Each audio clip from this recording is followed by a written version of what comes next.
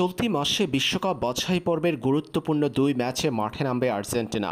সবশেষ ম্যাচে কলম্বিয়ার বিপক্ষে পরাজিত হওয়ায় জয়ের ধারায় ফেরাটাই এখন আলবিসেলেস্তেদের সামনে মূল লক্ষ্য।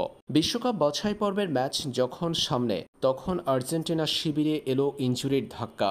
সবশেষ ম্যাচে ক্রিস্টাল প্যালেসের বিপক্ষে লিভারপুলের হয়ে খেলতে নেমে চোট পেয়েছেন আর্জেন্টিনা দলের অন্যতম গুরুত্বপূর্ণ সদস্য অ্যালেক্সিস ম্যাকঅ্যালিস্টার। বর্তমান আর্জেন্টিনা স্কোয়াডের সবচেয়ে গুরুত্বপূর্ণ ফুটবলারদের একজন এই উইঙ্গার। অ্যালেক্সিস ম্যাকঅ্যালিস্টার আর্জেন্টিনা জাতীয় দলের হয়ে বিশ্বকাপ বাছাই পর্বে খেলা নিয়ে শঙ্কা তৈরি হয়েছে লিভারপুলের হয়ে খেলতে নেমে চোট পাওয়ার পর।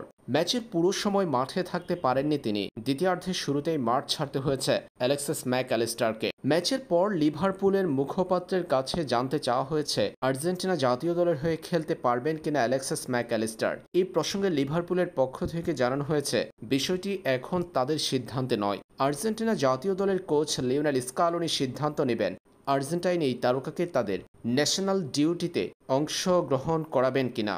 এদিকে টিওয়াইসি স্পোর্টসের সাংবাদিক গাস্তন এদুল জানিয়েছেন, অ্যালেক্সিস ম্যাকঅ্যালিস্টার ইনজুরিতে পড়লেও তাকে নিয়েই আর্জেন্টিনা বিশ্বকাপের স্কোয়াড অপরিবর্তিত রাখবে। অর্থাৎ অ্যালেক্সিস ম্যাকঅ্যালিস্টার আর্জেন্টিনার হয়ে বিশ্বকাপ বাছাই পর্বের ম্যাচ খেলার জন্য আর্জেন্টিনা সফরে যাচ্ছেন। দলের সঙ্গে থাকবেন তিনি। তাকে খেলানো হবে কি না সে বিষয় সম্পর্কে সিদ্ধান্ত নেবেন স্কালোনি। আর তা দেখার জন্য আর্জেন্টিনা দলের সঙ্গে যোগ দেবেন অ্যালেক্সিস ম্যাকঅ্যালিস্টার। দলে যোগ দেওয়ার পর অনুশীলনে দেখে অ্যালেক্সিস ম্যাকঅ্যালিস্টারকে নিয়ে সিদ্ধান্ত নেবে আর্জেন্টাইন ফুটবল অ্যাসোসিয়েশন।